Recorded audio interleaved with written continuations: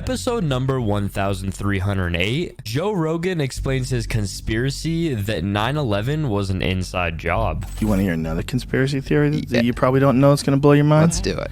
The day before 9/11, the day before the attacks, Rumsfeld gave a press conference where he talked about trillions of dollars missing. The day. Then a plane slams into the very part of the building where they were doing the accounting, blows up half the fucking building in the Pentagon.